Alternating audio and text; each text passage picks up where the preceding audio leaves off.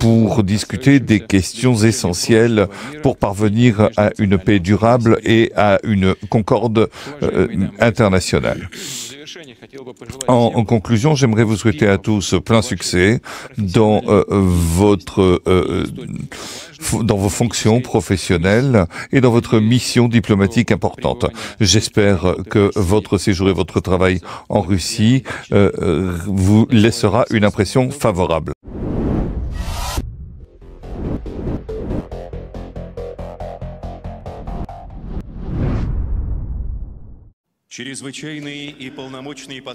Ambassadeur extraordinaire et plénipotentiaire du Royaume d'Espagne, Ricardo Martínez Vázquez.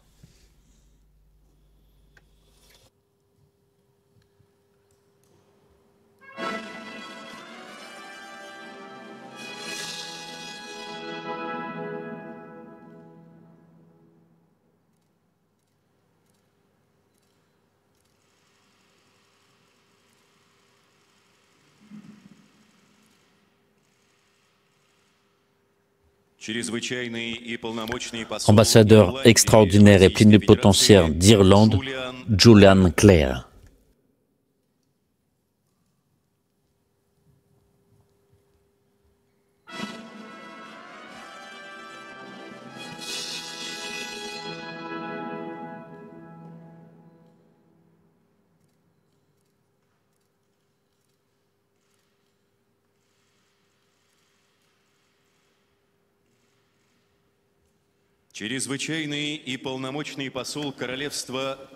Ambassadeur extraordinaire et plénipotentiaire du Royaume du Danemark, Jesper Vara.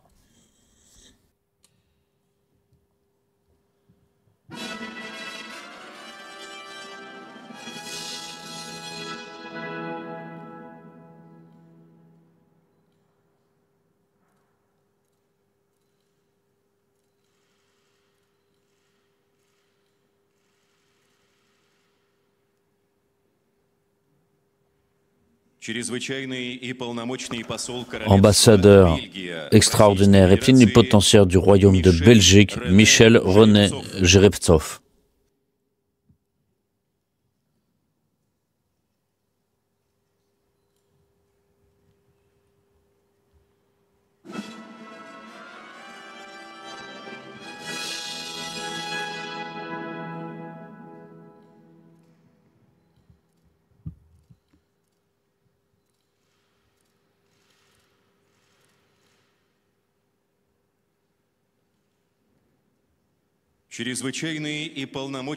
Ambassadeur extraordinaire et plénipotentiaire du Royaume des Pays-Bas, Joanneke Marijke Balvoort.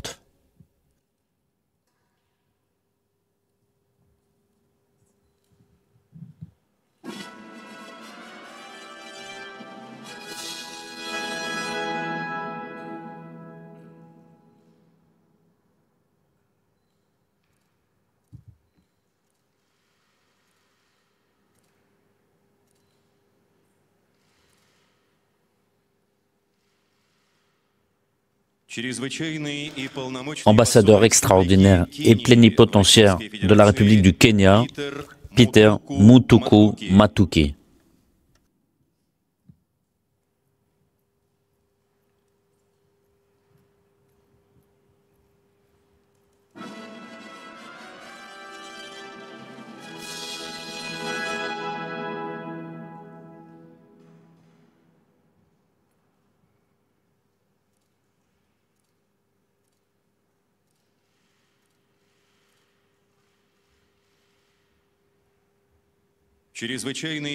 Ambassadeur extraordinaire et plénipotentiaire de la République démocratique du Laos, Simhandon Oibouaboudi.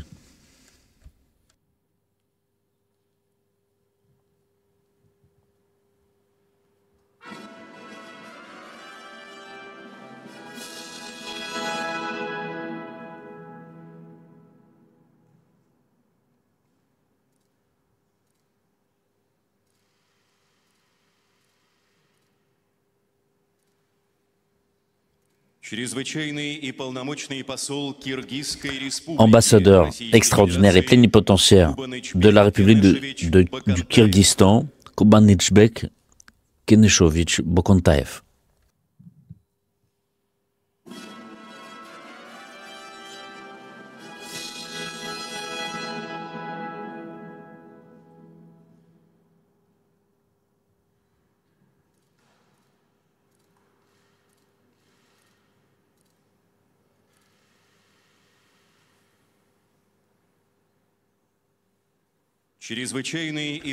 Ambassadeur extraordinaire et plénipotentiaire de la République de Finlande, Maria Elina Leivala.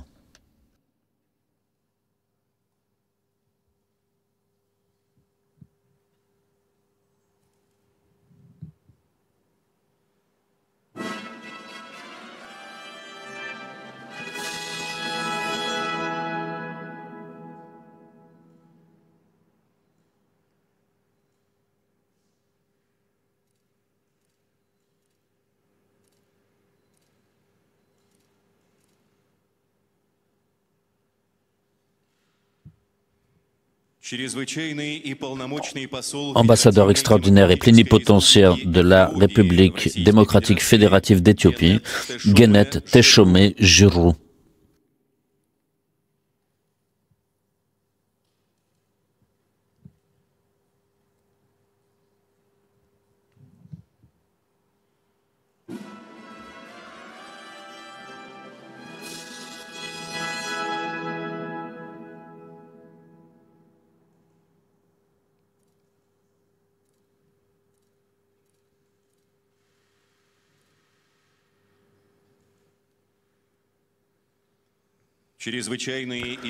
Ambassadeur extraordinaire et plénipotentiaire de la République du Niger, Issa Abdou Sidikou.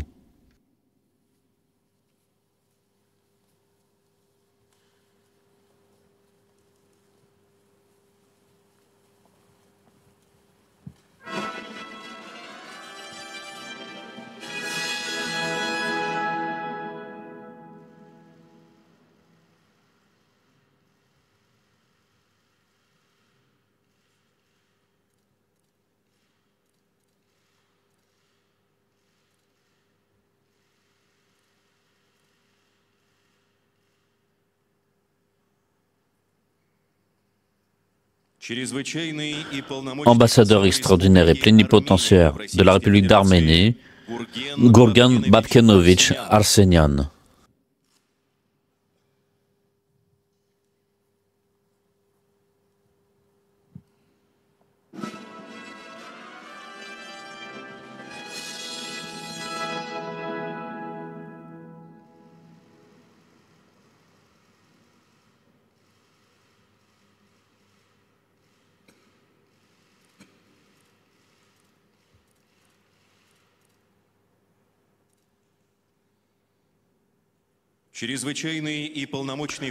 Ambassadeur extraordinaire et plénipotentiaire de la République d'Azerbaïdjan, Rahman Sahibovitch Mustafayev.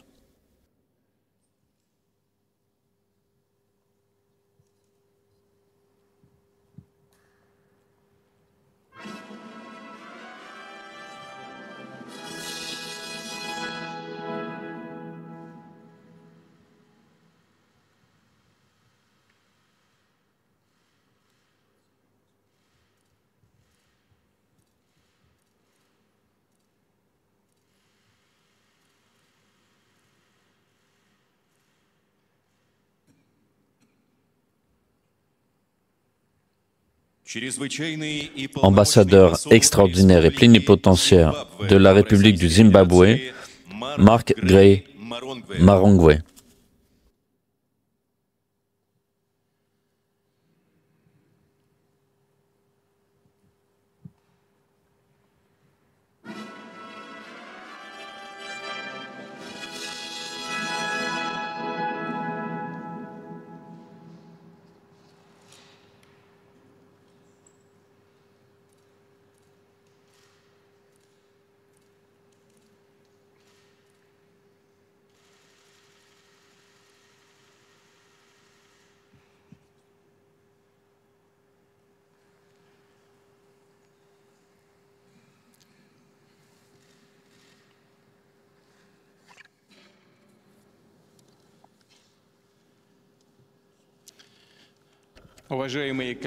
Chers collègues, mesdames, messieurs,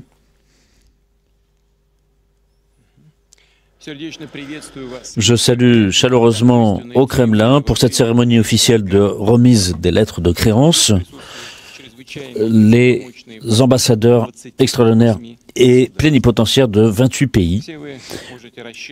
Vous pouvez tous compter, chers collègues, sur la coopération des autorités russes, du ministère et des services de l'État et d'une attitude positive de la part des entreprises russes, des représentations de la société et des autorités russes à votre égard.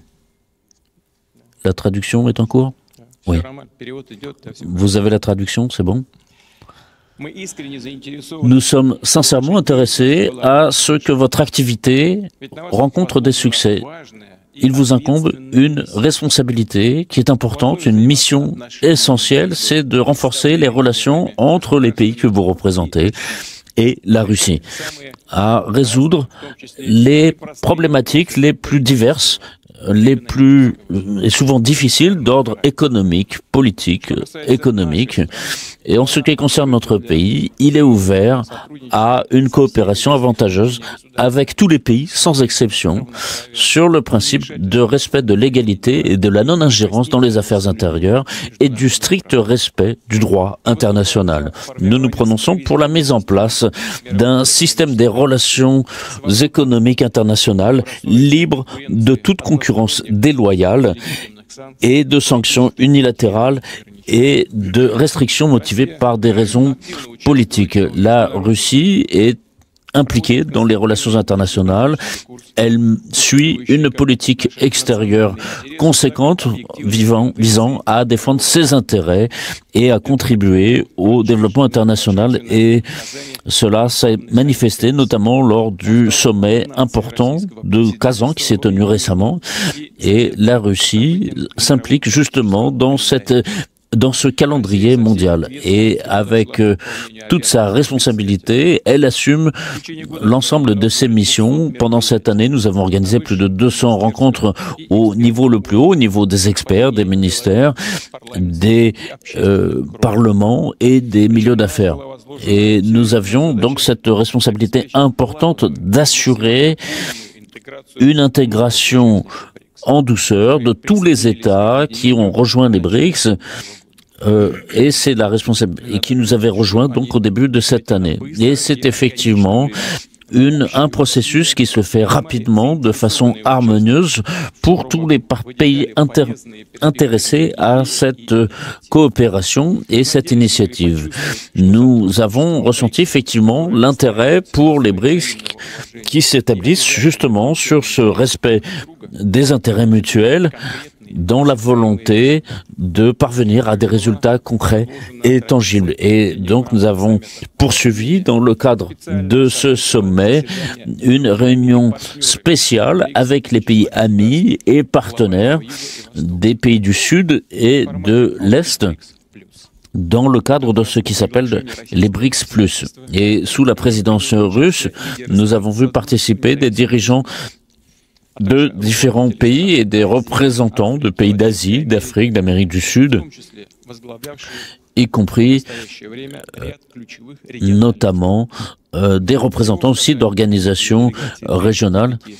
Et à Kazan, il y avait 35 pays représentés et cette géographie étendue représente l'intérêt que constituent les BRICS pour la plupart de ces pays, de la part des pays qui veulent réellement suivre une politique indépendante. Et chacun d'entre eux a son itinéraire politique, a sa volonté, a son histoire. Et c'est dans cette optique, dans cette diversité et cette combinaison unique de voies diverses que se retrouve toute une force et notamment la capacité d'intégrer les BRICS et cette coopération va se renforcer. Et cette orientation stratégique des BRICS va dans le sens d'un monde multipolaire, et c'est l'intérêt de nombreux pays, et c'est ce que reprend justement la déclaration finale de Kazan. Et cette déclaration a confirmé qu'il y a d'autres pays partenaires, de nouveaux pays qui sont intéressés, et la liste des pays potentiellement candidats à rejoindre ces pays ont reçu des invitations, ils ont vu des réactions positives à leur intérêt, et lors de ce sommet, nous avons examiné la situation dans le monde, les tendances préoccupantes qui sont à observer dans le monde. En particulier, il était question aussi de l'Ukraine et bien sûr de la dégradation de la situation au Proche-Orient, et qui a été discuté de façon détaillée au cours de la réunion des BRICS+. Et nous souhaitons sincèrement que cette coopération dans le cadre des BRICS contribue à renforcer les relations dans le monde. On sait que la Russie, dès le début de ce conflit, a souhaité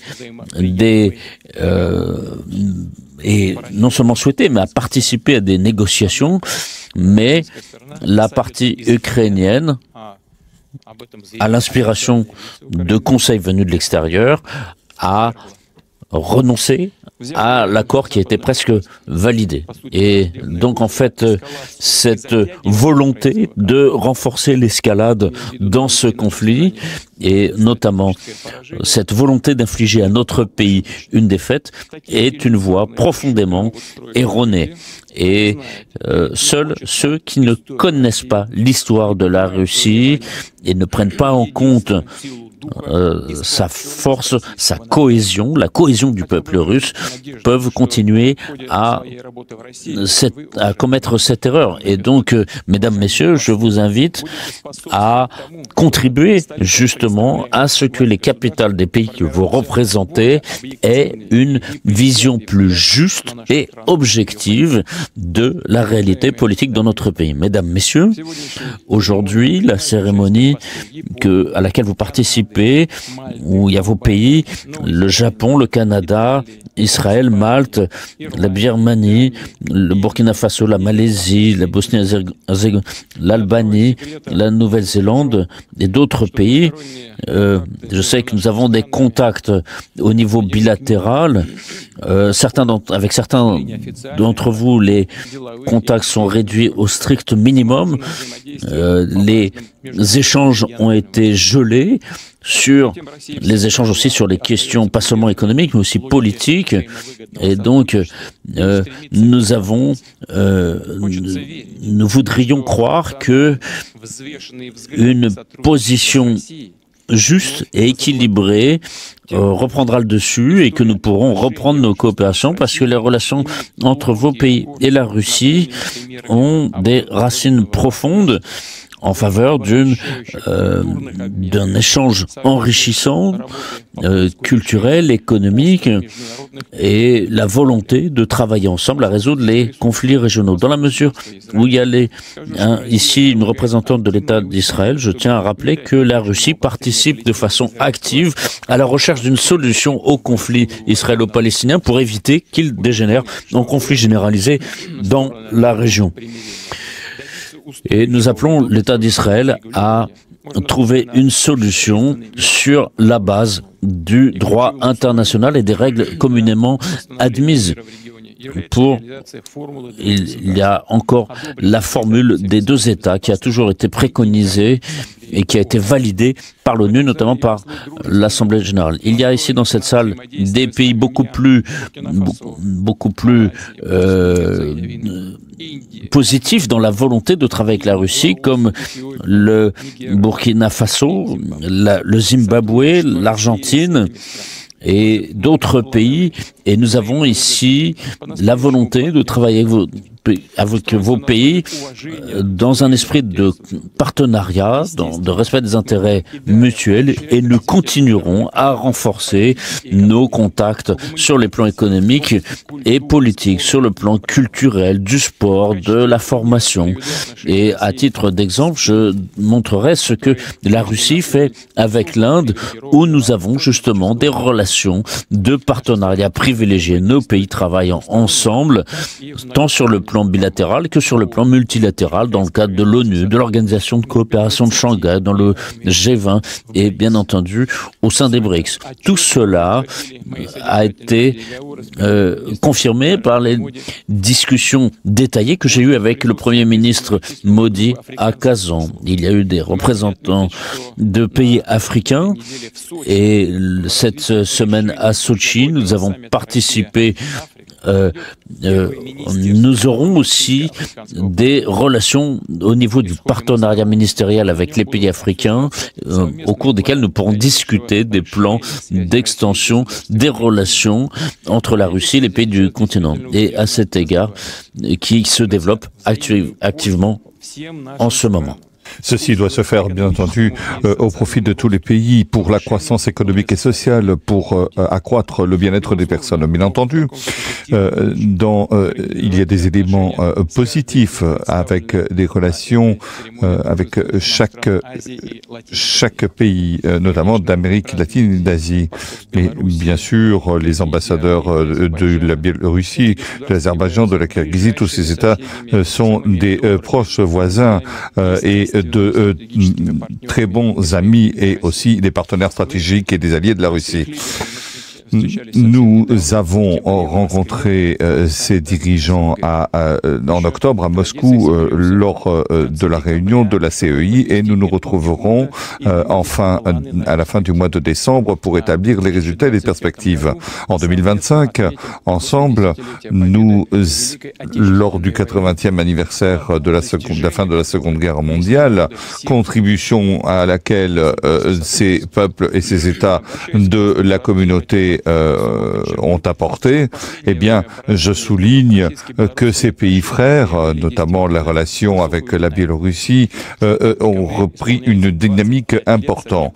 En décembre, nous célébrerons le 25e anniversaire de nos relations diplomatiques et il y aura à ce moment-là une réunion de l'Assemblée. Je voudrais souhaiter à la Biélorussie tous mes vœux pour la présidence de la communauté. Avec le Kirghizistan, il y a eu un secteur autonome de la République fédérative socialiste de Russie, ce qui a permis des échanges culturels et une communauté culturelle.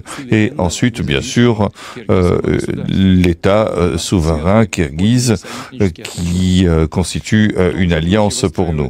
Dans ce même esprit, nous avons créé des relations particulières avec l'Azerbaïdjan. Nous faisons tout pour normaliser les relations entre l'Azerbaïdjan et l'Arménie et garantir une paix solide au Caucase, avec un accord de paix, une délimitation des frontières de l'État et un déblocage des communications et des transports dans le cadre d'un accord de haut niveau, signé pour 2020-2025. Je ne peux pas ne pas exprimer mon insatisfaction en voyant l'Azerbaïdjan et l'Arménie qui ont utilisé la plateforme du sommet des BRICS pour discuter des questions essentielles pour parvenir à une paix durable et à une concorde internationale. En conclusion, j'aimerais vous souhaiter à tous plein succès dans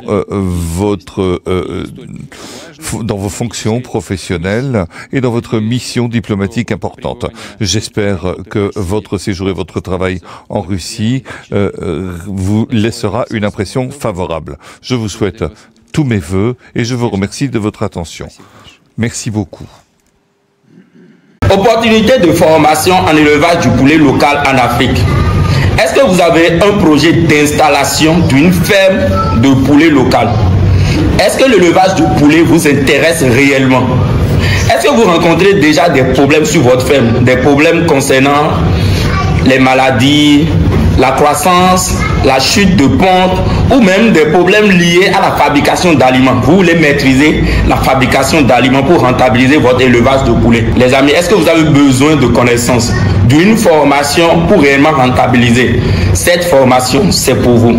Pour ceux qui ne me connaissent pas, je suis le coach Emmanuel Agronome, un technicien supérieur. Je suis un producteur du poulet local, PDG de l'entreprise Frika Poulet, une entreprise spécialisée dans la production, dans la transformation et dans la commercialisation du poulet local 100% africain. Nous, on ne fait pas les poulets importés, on ne fait pas l'élevage des poulets de chair, on ne fait pas l'élevage de la poule pondeuse. On est plus spécialisé dans la race locale. Maintenant, je vais vous expliquer ce qui se passe dans notre entreprise et comment nous on rentabilise. Les amis, nous avons juste des reproducteurs. Des reproducteurs, c'est des sujets de 6 mois qui nous donnent des œufs fertiles. L'œuf que nous on obtient, c'est des œufs fertiles. Maintenant, les œufs fertiles sont amenés dans l'incubateur où ils vont passer 18 jours dans l'incubateur, après 3 jours dans l'éclosoir et nous avons les poussins. Les poussins qui représentent la matière première pour rentabiliser réellement votre élevage du poulet. Ça veut dire chez nous, on n'achète pas les poussins. C'est ce qui fait réellement qu'on rentabilise 3000 poussins en 1 mois. C'est ce qu'on obtient et nous allons multiplier ça dans les années à venir. Alors pour vous aider à nous ressembler, à rentabiliser votre élevage, nous organisons chaque dernière semaine de chaque mois une formation pour aider la communauté noire. Nous avons 2 types de formation. Il y a la formation de production. C'est quoi la formation de production? Au cours de la formation de production, nous allons parler du mythe autour du poulet. Pourquoi ils ont créé réellement le poulet Goliath? Il faut comprendre pourquoi ils ont créé le poulet Goliath. C'est quoi les avantages du poulet Goliath? Quels sont les produits dérivés d'élevage du poulet Goliath? Nous allons après parler des maladies de traitement, de la fabrication d'aliments. Les amis, la fabrication d'aliments, 80% des dépenses sont liées à l'alimentation. Donc, il faut maîtriser la fabrication d'aliments aujourd'hui pour rentabiliser votre élevage de poulet. Après, nous allons parler de la gestion de l'incubateur et de l'éclosoir. Nous allons parler après de quoi? De la rédaction de projet. Si vous avez un projet d'élevage de poulet, il faut rédiger le projet. Voir si ce projet est rentable à long terme. Il faut d'abord rédiger le projet. Donc, on va vous apprendre à rédiger un projet de poulet. Et la rédaction d'un projet débute toujours par un objectif. C'est quoi votre objectif dans le poulet? Les amis, pour finir, on va vous parler de commercialisation. Vous ne pouvez pas venir dans le poulet sans avoir le marché d'écoulement. On va vous apprendre les marketing de communication, marketing de vente et marketing du produit. Sans le marché d'écoulement, il n'y a pas d'élevage de poulet. Ça, c'est la première formation appelée formation de production. Le coût de cette formation, c'est 180 $, 100 000 francs CFA. Si vous êtes déjà intéressé, le numéro est devant vous. Après, nous avons la formation complète.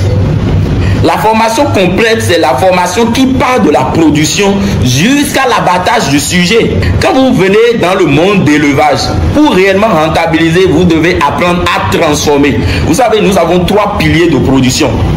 La production, la transformation et la commercialisation.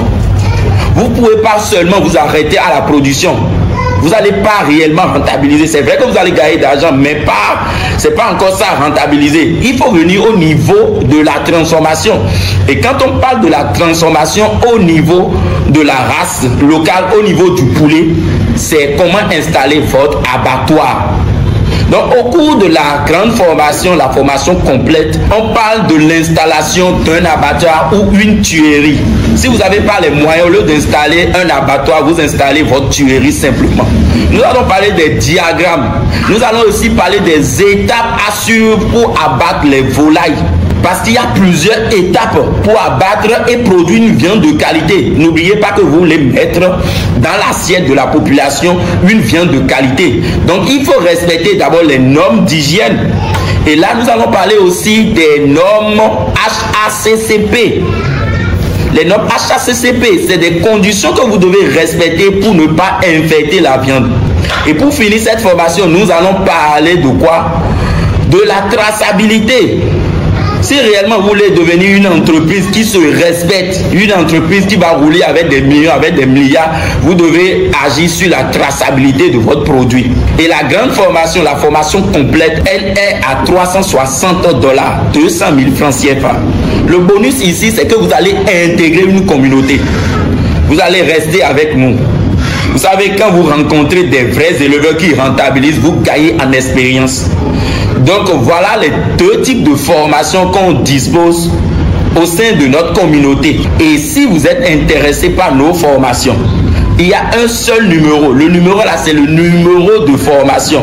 Vous appelez, vous envoyez votre nom, prénom et vous faites votre inscription, on met votre nom sur la liste. Chaque fin du mois, on organise des formations, mais les places sont limitées. On a besoin seulement de 10 personnes chaque mois. Et comment cette formation, ça fonctionne? Les amis, il faut vite faire l'inscription avant la fin du mois. Et là, vous avez des liens, vous avez des vidéos, vous avez des documents. Et vous finissez de suivre les vidéos, de faire la lecture de ces documents. Et le jour même de la formation, vous posez des questions. Là, vous avez déjà une idée de ce qu'on appelle l'élevage avant le jour de la formation.